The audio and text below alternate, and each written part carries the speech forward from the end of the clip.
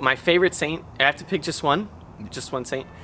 To, I would say Pier Giorgio Frassati. Has he been taken? All right, okay, so Pier Giorgio Frassati.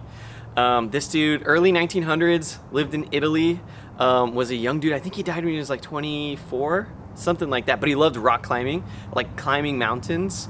He had a deep love for the poor, so like they call him a man of the Beatitudes. So he would often be found like serving the poor. And what's cool is he would do his best to kind of keep it a secret. And so him and his friends would get together and like secretly serve the poor.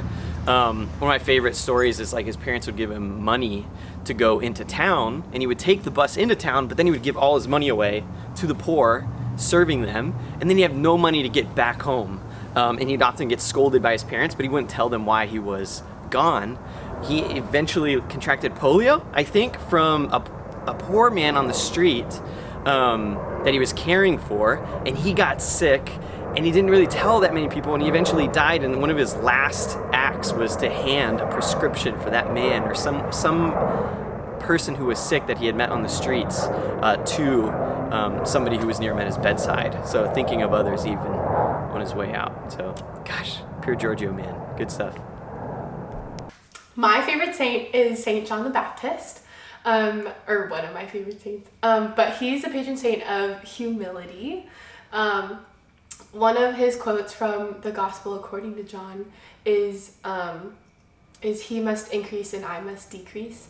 And I feel like that's something that I try to live by every day, because I want to be able to empty myself out and fill myself more with the Lord so that all that I do or accomplish is for the Lord. Yeah.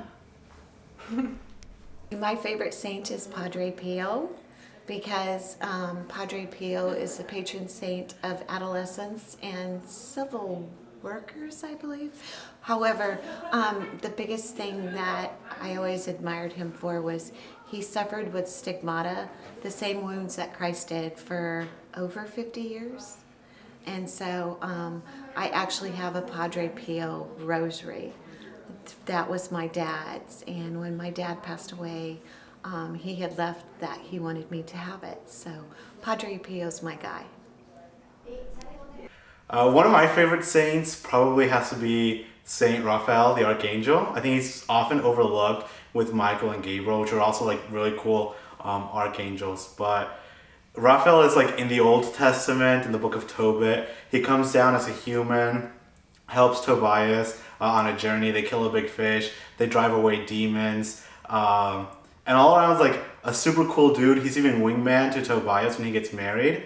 And then when they get back to Tobit, he cures Tobit of his blindness. He tells Tobias to put the gall of the fish into his father's eyes and wipes away the cataracts and like lets him see again. And so he's the patron saint of healing, and all around like a super cool dude, right? Like he's an archangel and all that, but like he was like a total like dude for Tobit and his family, and just trying to strive for that like radical like helping and just being like a servant of the Lord, like a man of God. I just think it's so awesome. That's why Raphael is such a cool saint to follow and to like listen to. Hi, my favorite saint is Saint Therese of Lisieux, the little flower, because she always reminds me that it's not what I do that it's important, it's what God does through me. And when I do everything with love, God is glorified and his kingdom is built up. So, okay.